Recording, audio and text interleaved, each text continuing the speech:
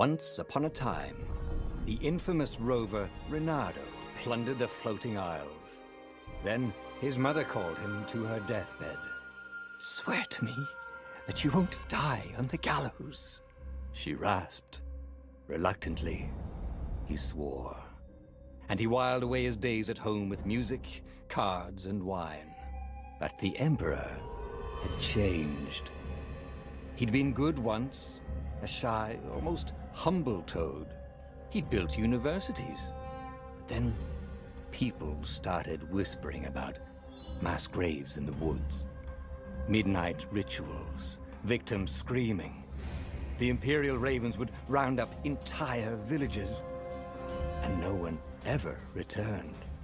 The Ravens had come to Ubar scouting for ancient books said to be of great power. But the librarians had hidden the books, so they'd burnt the librarians. The citizens, outraged, had driven them off. The Ravens had come back with dropships. The kid had fled with one of those books. He was brave and dumb and wanted to join the rebellion. And Reynardo had promised his mother he'd protect him.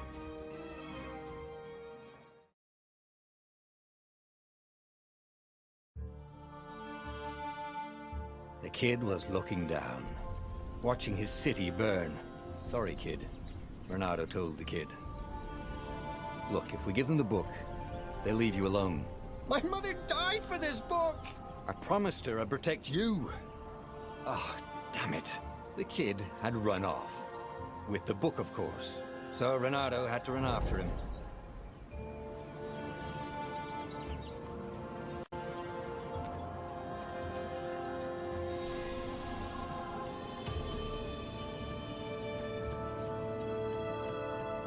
The two Ravens were staring at the kid like he was their dinner, which probably was what was in their tiny brains.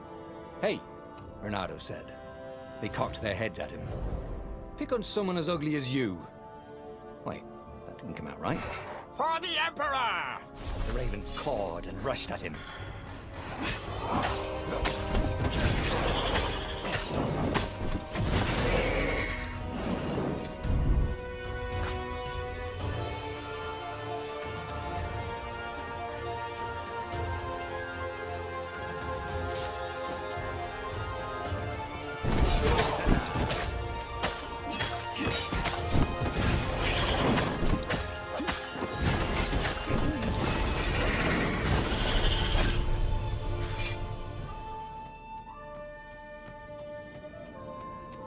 A dropship flew overhead.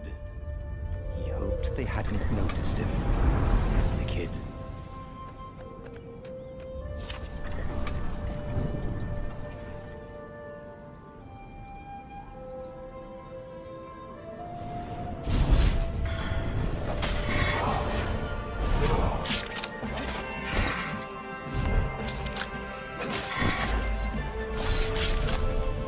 Oh, right. The Gate of Heroes. Someone's idea of a joke, making the Skyship docks a gated community. You needed a hero's sword to open it. And the kid was on the other side of the gate. "Who let you through? Promise me you'll take the book to the rebels, or I'm gonna steal your ship." "I'm not taking the damn book anywhere, and neither are you." "Try and stop me," laughed the kid. "I bet you don't even have a hero sword." And with that, the kid hopped away. Had to hand it to the kid. He was an idiot, but he had guts. Where was Reynardo going to get a hero sword?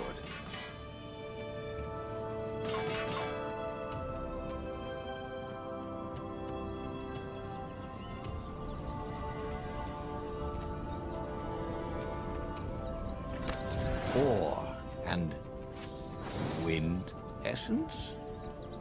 That sounds about right. I'll need a workshop, though. Perfect.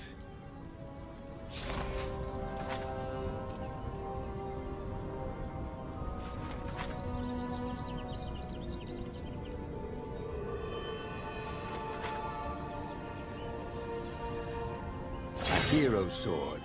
QED.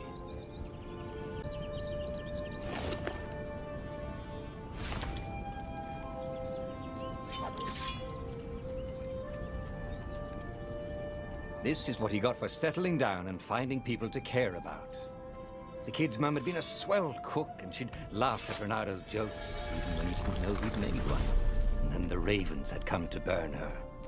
And she'd made him promise to protect the kid. But she never told him where the book was, just the kid. He came up to a ledge. It was too far to jump. There'd been a bridge here before, hadn't there? And there was Peter, giggling at him.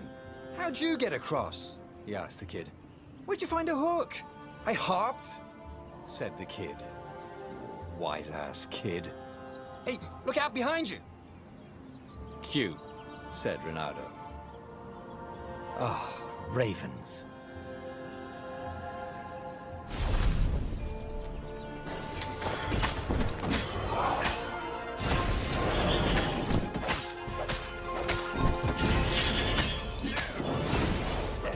It was time to talk some sense into the kid. Just hook his way across the ledge and chase the kid down. Thing was, he hadn't used his hook since he'd retired. How had he done it? Maybe if he meditated at that altar there, he'd remember his old skills.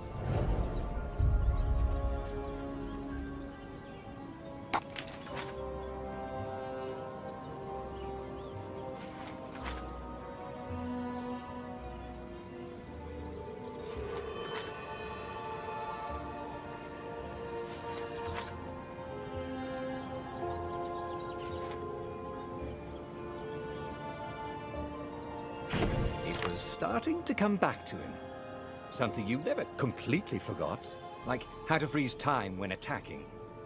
The more he fought, the more he'd probably remember.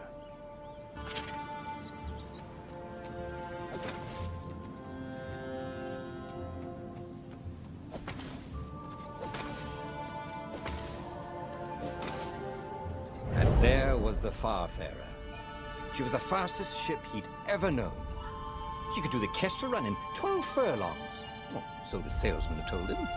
And something told him the kid was about to walk into an ambush. "Stop!" he shouted. "I'm not giving you the book!" shouted the kid, and took off. "No! Peter!" But the kid ran for it, and a goglet nailed him with its ivy.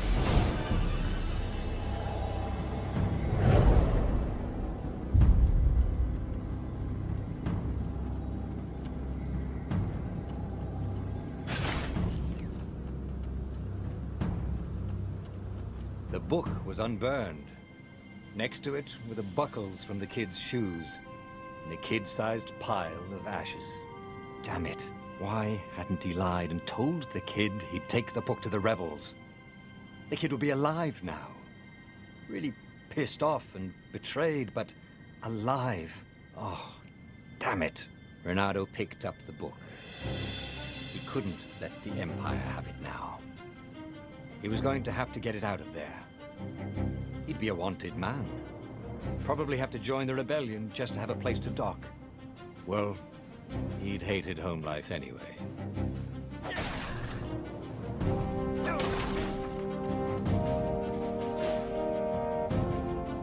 What was the big deal about this book anyway? Maybe he should open it and find out. All that had been years ago. How many? The war was a blur, and now 3 Raven scout ships were chasing him. "Where are you running, rebel?" cawed the Raven captain over the loud hailer. Renado could see them cranking up their catapults. "Just going out for milk?" Renado yelled back. "Where can you run?" laughed the Raven horribly. Far behind him, another city was burning. The dark cloud above its island was thousands of Imperial ships. The fleet was doing a thorough job. "Take us to the rebel base! I will spare your life!" it called. The entire jury-rigged rebel fleet was only a few islands to the east. Beyond that were only the pillars of heaven, a sea of endless blood-colored tornadoes. The rebellion was out of time, unless Renado could bring a game-changer. Maybe he could. Renado had found out where he could find the pieces of the Sky Ripper, the legendary weapon that had exiled the lost gods. Surely a legendary weapon could win the final battle. On the other hand, his old friend Lapino had sent Renato a desperate message saying he had a brilliant scheme to save the rebellion. If Renato could only rescue him. Renato dived the Farfarer towards the abyss. As he felt the heat of the jet stream, the Raven ships peeled off, not stable enough to follow him down there. Now it was time to choose. Lapino or the Sky Ripper?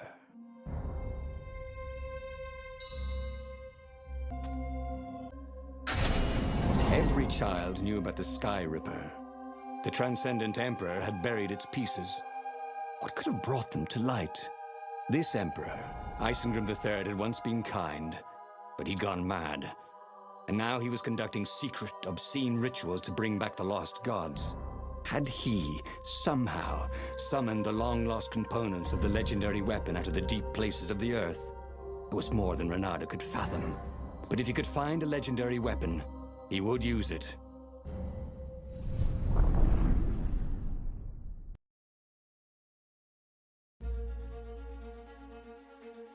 As he set foot on the island, Renato could not help but feel a tinge of guilt. He'd left Lapino behind. He hoped the rabbit had somehow escaped the ravens. He hoped they hadn't eaten him. If they had, he hoped they hadn't eaten him alive. Why had he chosen the Sky Ripper? Renato never made plans that required constant vigilance. He was a hero. He didn't think too much. He just went with his gut and hoped it all worked out. The Sky Ripper was a long shot. He'd have to devote himself to it. No side journeys, no rescuing old friends. That was against his nature. Could he stick with it?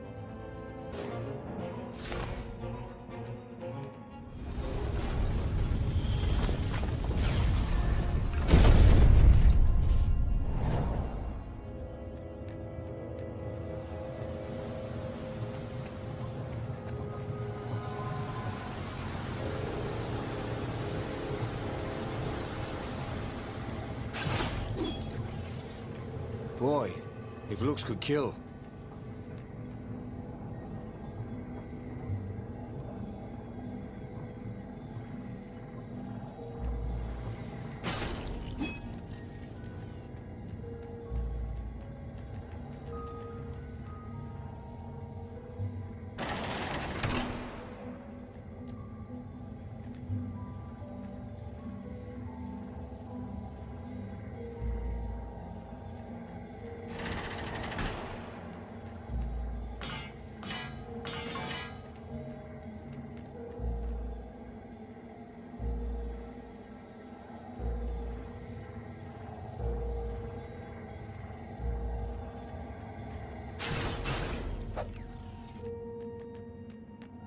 The people who had built this castle, did they even know what monstrous weapon lay hidden within their walls? The Sky Ripper could destroy anything it touched, or so the legend said. As the Transcendent Emperor had fought the lost gods, thousands of thousands had died. But Renato had been through wars. The only merciful war was a short one.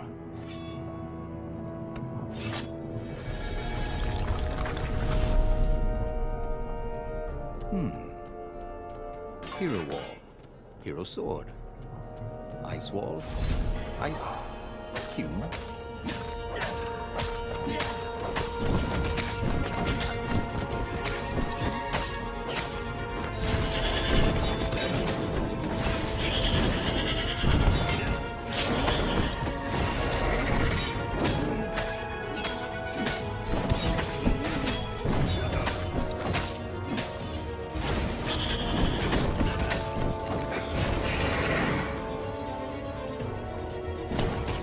That had gone rather well, actually.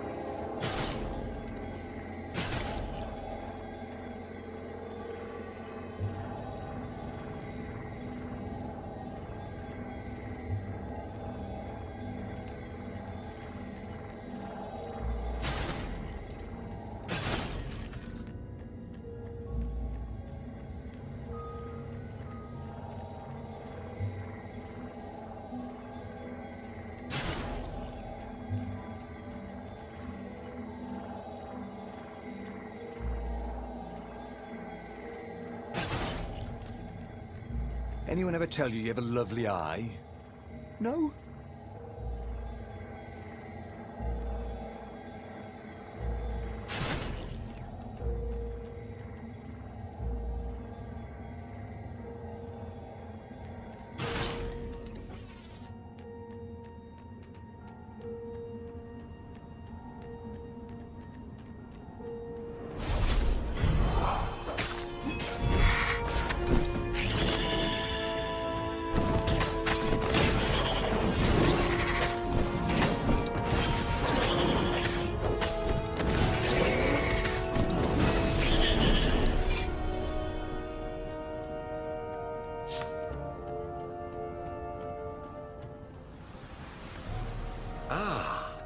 Puzzle.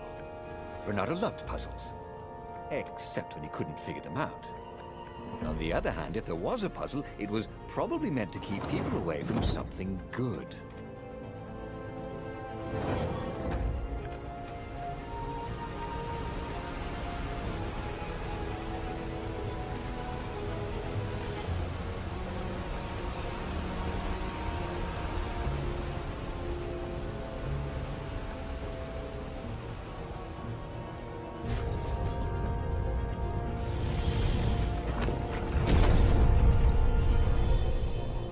There it was. Skyripper's armature. The stuff that dreams are made of. Engineers' dreams, anyway. The device was intricate. No one alive had the skill to make a thing like it.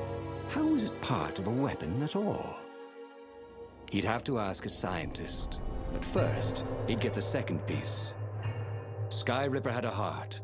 A core that had come to rest on the next island. Well, there was another island he could reach. Zenobia had just invaded it with her father's Raven battalions. She must be encamped there still. But fighting Zenobia now, that made no sense at all.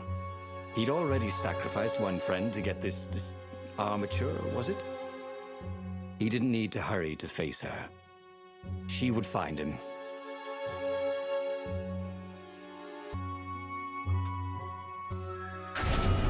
It was a no-brainer. He'd sacrificed his old friend Lapino to get the armature. And the armature was useless by itself, only a series of coils and wheels. War demanded sacrifices, and he would make more before the end. He would have to choose the greatest good no matter how much it cost him. Zenobia.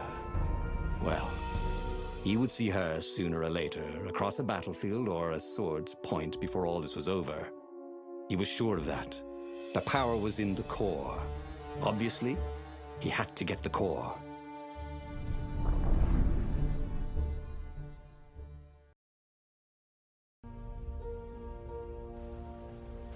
Doubt sunk in before he was even out of sight of the Farfarer.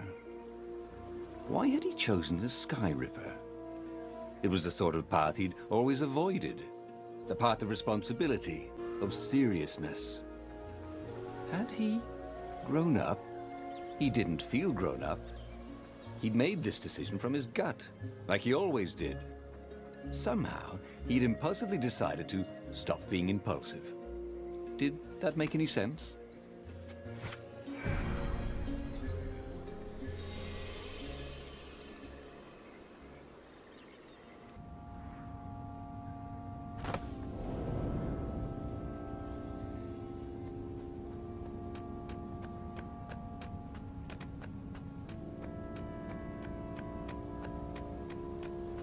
There was something sour in the air.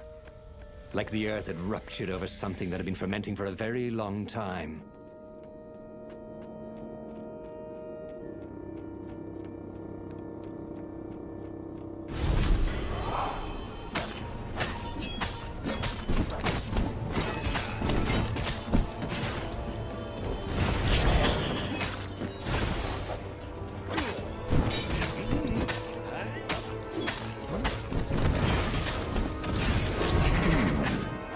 Where did that go to?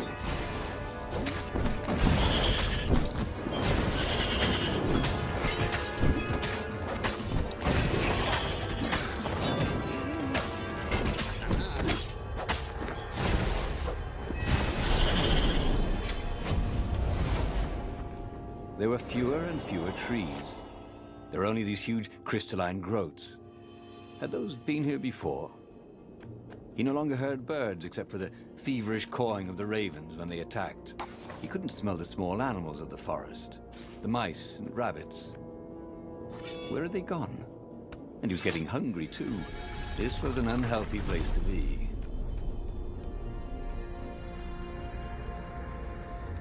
Can't we just agree to disagree? Said Renato. No?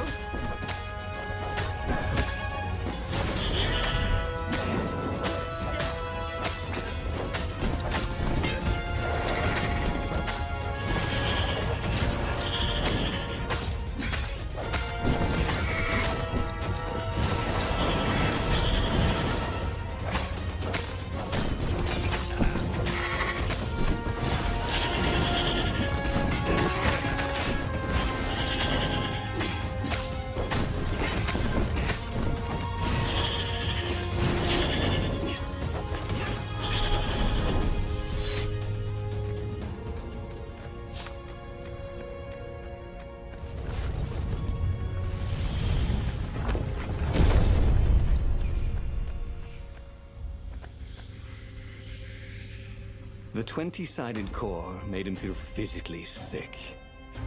Once he had sneaked into a temple of the dark arts, and he hadn't liked what he smelt and saw there. This felt like that. As quick as he could, he wrangled the icosahedron into the armature. The wheels began to spin, then glow. The sick feeling quickly spun away. Now he only felt sad. He had lost good friends for this war apparatus. He carried his prize back to the Farfarer. Now, he had to make his next move. There was a key Imperial outpost on the Nexus. If this really was some sort of super weapon, he could use it to wreak havoc on the enemy. And if it wasn't, well, better to know that before the final battle. But maybe he should show it to some scientists first. There was an observatory on the Nexus. Maybe he should go there before he fired it.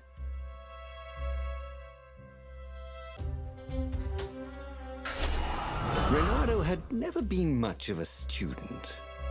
At Swordfu school, he'd never read the books, just looked at the pictures. And Zenobia. But weapons he understood. His gut told him that the Skyripper would work great. He would use it to take out the Imperial outpost. And what's the worst that could happen? The thing wouldn't work, and then he'd take it to the scientists, right? Exactly.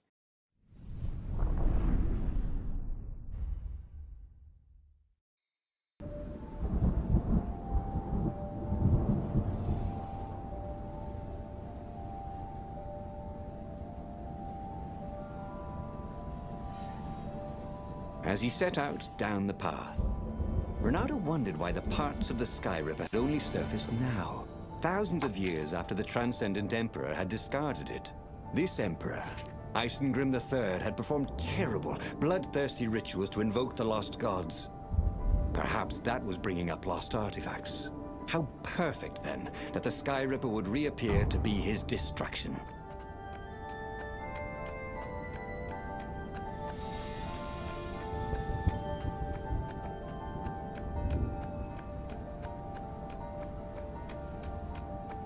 Who needed bridges, anyway?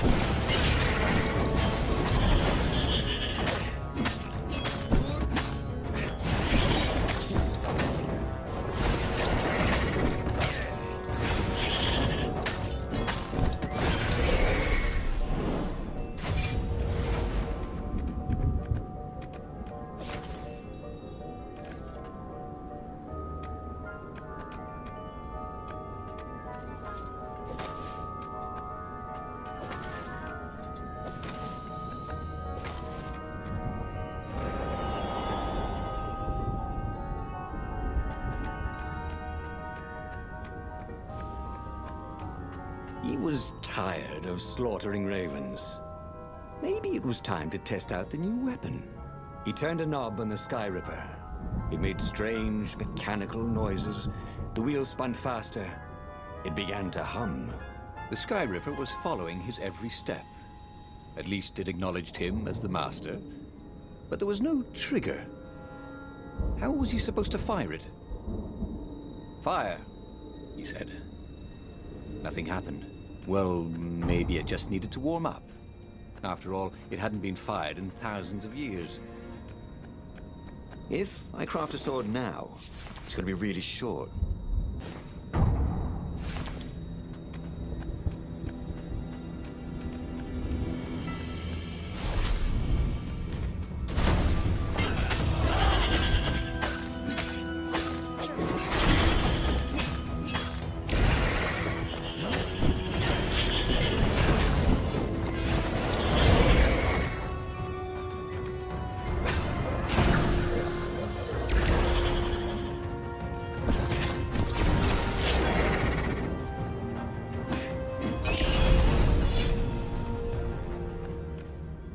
The Sky Ripper was making a whining noise now, and its wheels were spinning so fast he could no longer see them. Bernardo had a thought. Please? He asked. The Sky Ripper began to glow. Boom! The outpost burst into flame. Ravens flapped out screaming, wings on fire. The base was his. The far speaker toad came hopping out. "Bernardo!" It croaked, sounding like a toad version of Zenobia. Don't use the Sky Ripper. It will destroy the world. "Yeah, sure it will," cracked Renato. "Pull the other one." If you don't trust me, go see Calaveras. He'll tell you the same thing. Oh, she would say that. That sounded sensible. Why did she always have to sound sensible all the time? Oh, it was infuriating. Of course she would say that. He was supposed to hurry and bring the Sky Ripper to the council so the rebels could actually win the war. But what if she was right?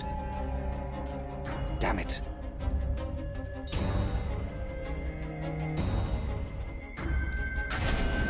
Just this once, he would not let Zenobia get into his head with her logic and her wisdom and her appeals to reason.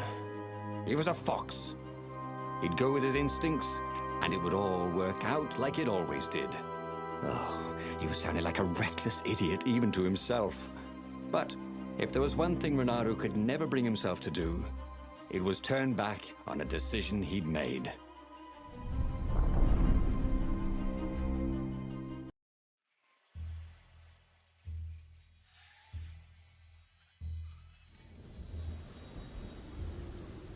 Imperials were flapping and cawing all around the ruins. They must be panicking with rumors flying of the superweapon. Maybe they hoped to find and destroy the base before he could put the Sky Ripper into action. The Sky Ripper was whining and heating up. It would be time to use that energy soon.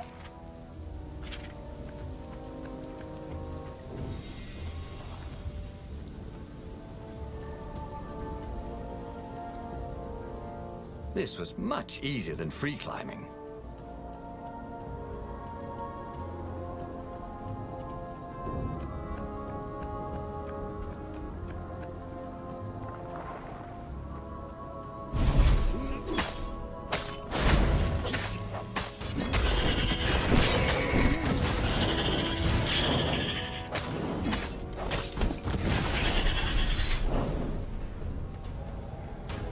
What was Zenobia talking about? This was a fantastic weapon.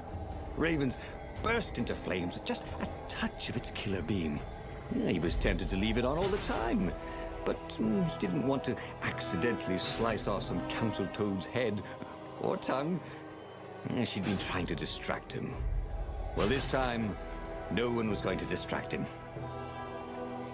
Huh? A lever? That was new. Most people still use doorknobs.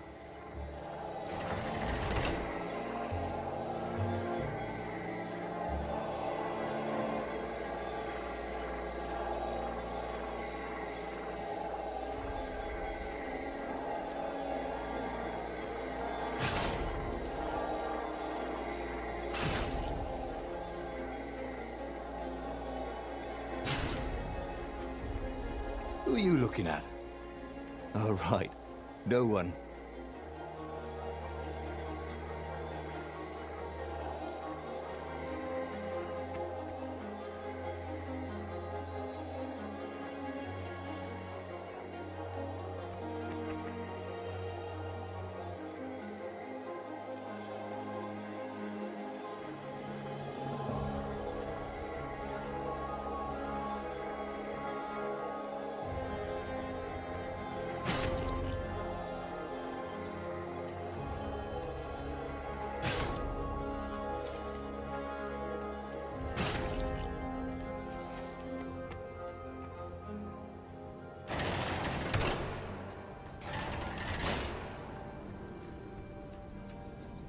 The long stairs.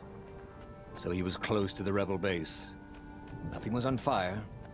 So far, so good. If only he had some way to break the ice. Or convince it he was a friend.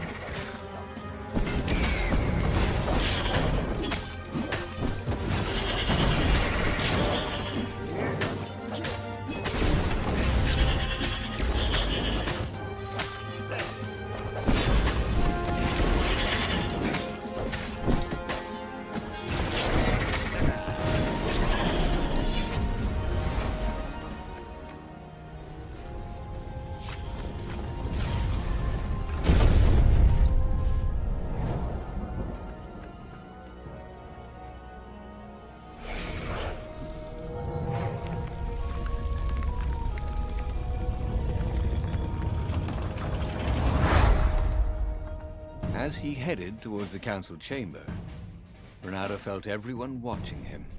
You've saved the rebellion, said the council speaker. Frankly, we were afraid you'd turn aside to save that idiot Lapino. If you never make sacrifices, he said, you're probably not doing the right thing. The speaker nodded. Are you ready to lead the charge? Let's roll, he said, with grim satisfaction. Renato set sail for the fleet. The Sky Ripper had lost its wine. It was humming now, as if it had taken some time to seat properly. He had always been irresponsible. This time, he'd done the right thing, made the hard decisions. He was a real hero. He hadn't let himself be distracted by old friends or old lovers turned enemies. Finally, he could be proud of himself.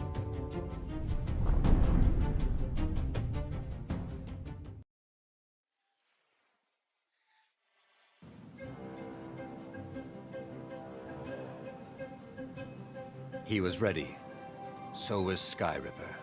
The Sky Ripper had a will of its own. It picked out its own targets and set them on fire.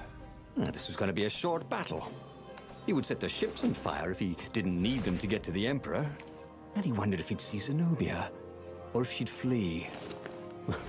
Wouldn't she be proud of him? At least, a bit of respect. He'd become an all-conquering hero.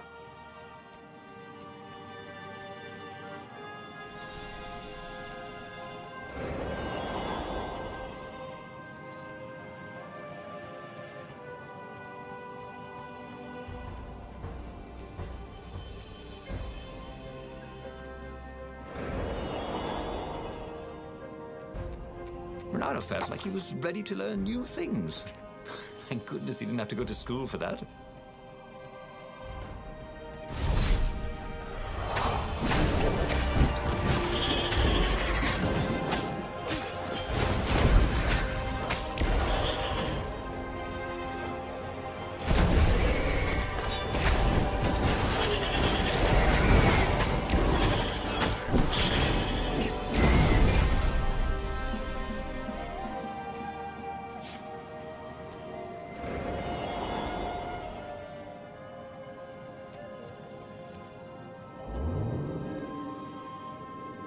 Oh, this really didn't have much in the way of safety features, did it?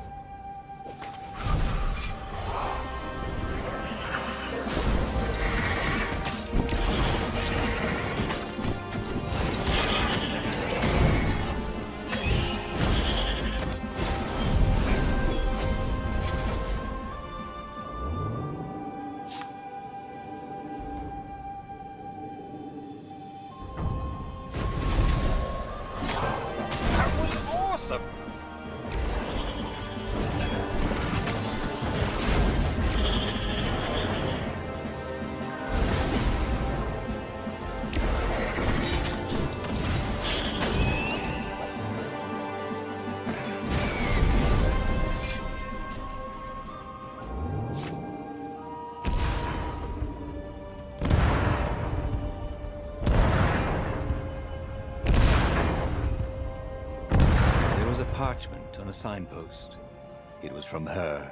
Every time you fire, you risk the destruction of the universe. That's insane. We surrender. A trick? Maybe she really believed it. He could hear horns blaring the retreat. Maybe it was true. Maybe they had one. He was sort of yanking his own chain, wasn't he?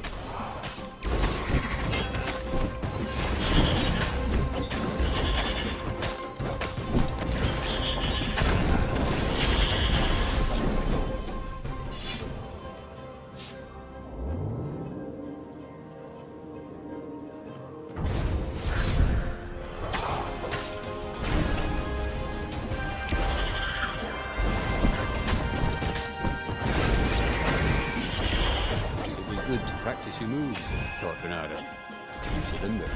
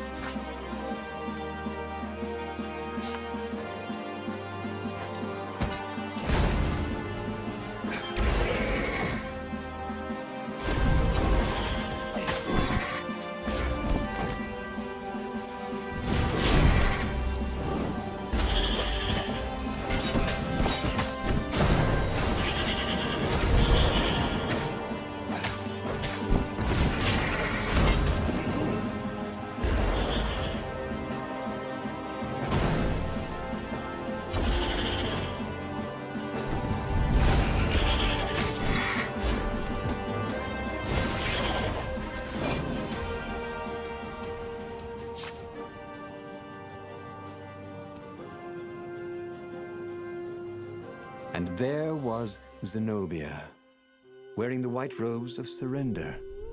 She came and kneeled before him. Why didn't you listen to me? I was trying to save you too. You're the enemy, you said. I was never your enemy, Renardo. Then she spoke a terrible word and made a gesture with her hand. She stopped moving, covered in frost, and he wondered why she'd frozen herself. Then the Sky Ripper froze, and then, for a moment, he felt very cold and discovered that he couldn't move. The next thing he knew, the sun was a giant, monstrously red. It took up half the sky, and he was in a parched red desert. And then he was on fire. Okay, that was weird. He could have sworn he just died. Instead, he was on the Farfarer, sailing away from Ubar. And it was still burning. He'd fled burning Ubar years ago, hadn't he? And now he was back there. Had all those years fighting the Empire been nothing but a vision into the future? A useful vision if it was true. He'd learned something. Zenobia still had feelings for him.